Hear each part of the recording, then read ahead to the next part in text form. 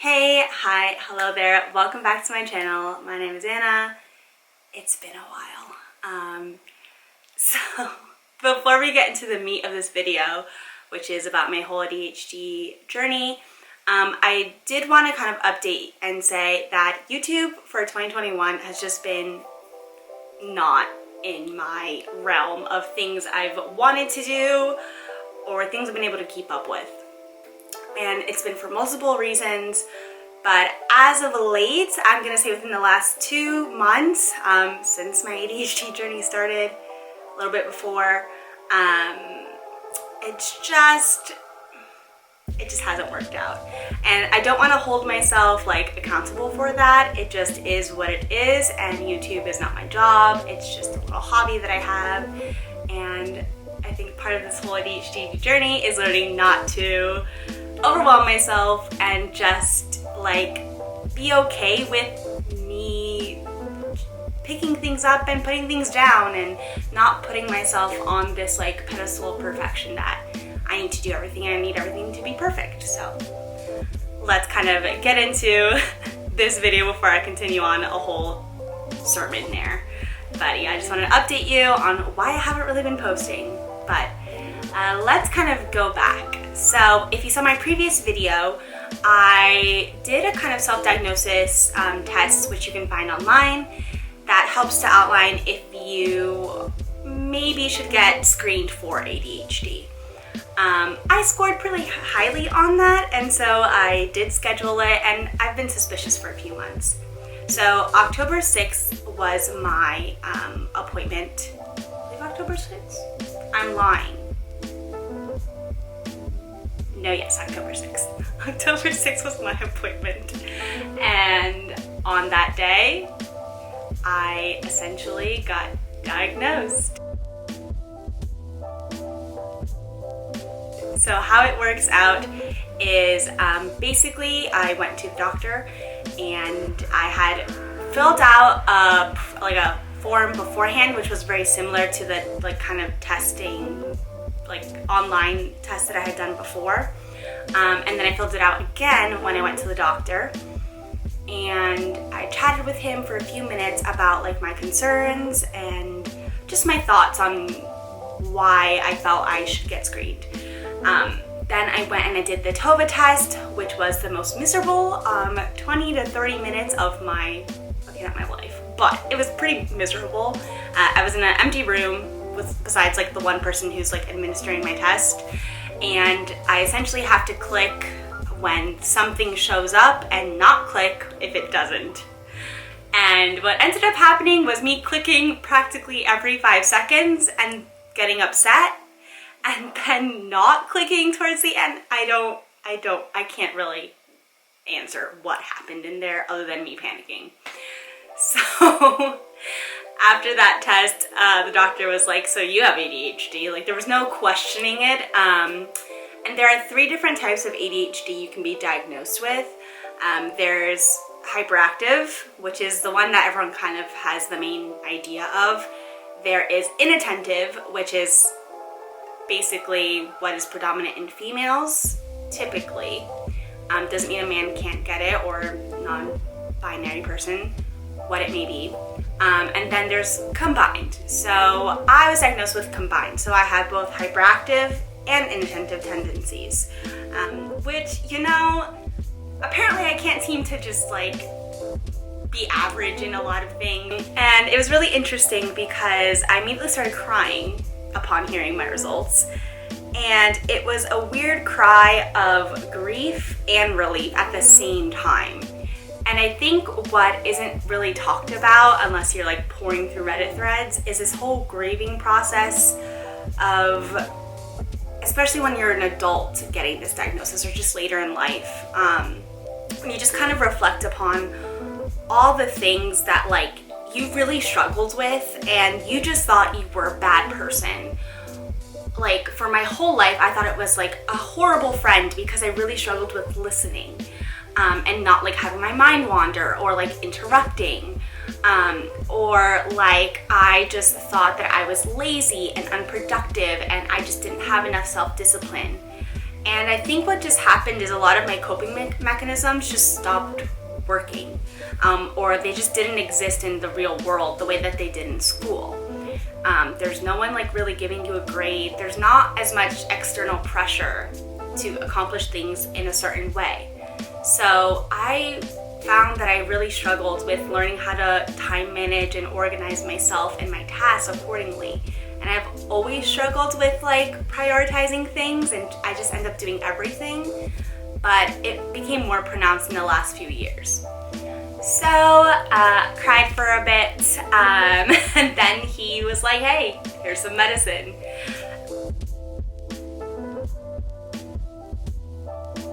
I initially went in knowing I didn't necessarily want to be medicated. I knew eventually down the road I did want to. But the more I spoke with him, the more I kind of thought it was something I should try. Namely because he phrased it as me trying to see without, like, I'm blind and I'm trying to see without glasses. It's not gonna work. And medication isn't for everyone. And I will get into my whole experience with medication in a little bit. But I thought it was worth trying, and I knew eventually I wanted to get to it. The only reason I had said no initially was because I was worried about like me moving home, because I'm going home in March. So I got my first little dose. I am prescribed Medicanet, 30 milligrams initially, and Medicanet is basically like a version of Ritalin. So mine was like an extended release, so it's supposed to last me all day, and then I have a 10 milligram immediate release, which is for like the afternoon to help me focus more and to help it from crashing. Okay, so I took that home, took it, and day one I was in shock. My whole life I had kind of always struggled with like thinking, which sounds weird. And I'm sorry if I'm going a little fast. I feel like I've recorded this a bunch, so to me this story just kind of flows out. So I've struggled with thoughts, and by that I mean my thoughts race. And they connect pretty quickly for me, and I often forget other people's minds don't work the same way. So a lot of my life I would just kind of say something and people would have no idea where it came from or what I was talking about. But to me the connection had been so obvious that I just was like, what? Like, I don't know what's happening. I don't know why you're not understanding me. And what happened was when the medicine settled in, my brain suddenly like felt like it melted, and not in a bad way, just in a, everything got really quiet up there. And unfortunately I have not felt that since like day 1, day 2 of the medication. But I did notice I was able to focus more, I was able to slow down a lot, and I just felt very like calm. And that was amazing. So I took it for a few weeks, and I really struggled with the afternoons when the medicine started to wear off, and it felt like, the only way I can describe it was like I felt manic and kind of crazy. And there's an airplane, so ignore that. And that lasted for the first 2 weeks, and I was worried that it meant that I wasn't ADHD or anything like that. Like, I just kept having this imposter syndrome, which is another like thing that a lot of late ADHD diagnosis people have in common. With that for a little bit, figured out that if I take the afternoon booster, because I was avoiding that for a while, it did help taper it off, and I split it in half. And yeah, and then like a month went by, I went to my next appointment, and I told him that basically the first dose was great at first, and what I noticed towards the end of the month was that I was really struggling after like 2 o'clock, but the booster was too strong. Like, it wasn't working out the way I wanted it to. I wasn't feeling that great in the afternoon. And that's really important if you're on medication, is to kind of keep a journal and like idea of like what's happening, so that way when you go to a follow-up you're able to bring it up. So he re-prescribed me the same medication, a different dosage, and that's what I'm on right now. And I can say that I enjoy it. I do feel like I have a tendency to slightly hyper-focus. And I'm noticing that a lot now that I'm like creating a bunch of PowerPoints for work. Like today, 2 hours flew by. I was animating something on PowerPoint and it was 1 o'clock, 1:30. I looked at the clock, it was 3:30. I don't know what happened. And that seems to be happening with this medication now. But it lasts. Okay, so this may or may not be in the exact same spot. I'm really not sure. But I don't really want to ramble too much on, mainly because I only charged her for like 15 minutes here.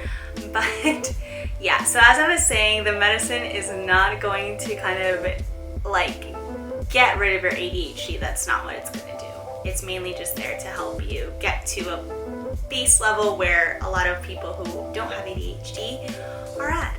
So yeah, and that's kind of where I'm at right now. I have a follow-up appointment on Saturday, and I'm gonna kind of discuss with him how I feel about my current dosage. And I feel like I kind of like where I'm at. I'm gonna stick here for another month and give it a for sure. And I kind of have to wrap up that whole like experimenting thing because I go home soon. But overall, I feel like I still have a lot of processing to do, and I'm excited to be able to like go home and do therapy and all that to like go through it all, because I feel like there's just so much to kind of unpack, and it just is what it is, where I don't really have access to those resources right now. And I just am also grateful to have this like ability to afford the medication, to get medication. And I think that for me it's been pretty life-changing to kind of, I don't know, just be able to accomplish tasks that I want to. And it just is my ability to kind of see myself on medication and without. I personally don't really take it every day. I do give myself 1 to 2 days off, usually Saturday, Sunday. But it depends. If I find I need it on a Saturday or a Sunday, I'll take just like either the instant release for like a few hours, or I'll take the extended release if I need it all day. So yeah, I'm grateful for my medicine. I still have a lot of processing to do, and I'm just grateful for everyone like in my life who has like accepted that like this diagnosis, who supports this diagnosis and supports me with medication and without and whatever. Like, it's just really nice. So I think it's not a bad thing if you want to get diagnosed or screened. I think it's like the most important thing you can do for yourself. And I think, you know, if you have the ability to ensure that, you know, there's nothing that's hindering you or affecting you that you didn't know about, why not? Like, I don't get people getting upset over people going to get screened. But yeah, so that's kind of where I'm at with all of this. I knew this was going to be a really long video. I hope you get something out of it. And I am going to try and upload videos, but I'm going to tell you this, okay?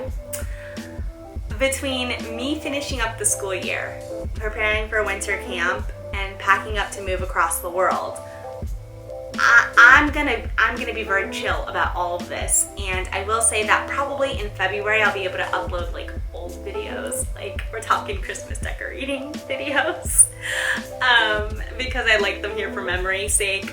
But yeah, so I can't promise I'll have a video next week. I will say, have a Merry Christmas, a happy holiday, enjoy your new year, and I'll probably see you in 2022. 2022? Oh my god, I'm not ready. But anyway, at least you got to see my tree.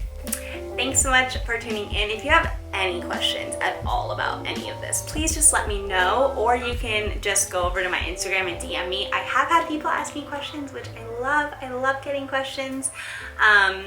If you want to know about like medication in Korea, getting diagnosed in Korea, or just in general my experience as an adult with ADHD, let me know. And thank you so much for watching through to the end. If you did, amazing, wonderful, thank you so much. And I will see you guys in the next one. Bye!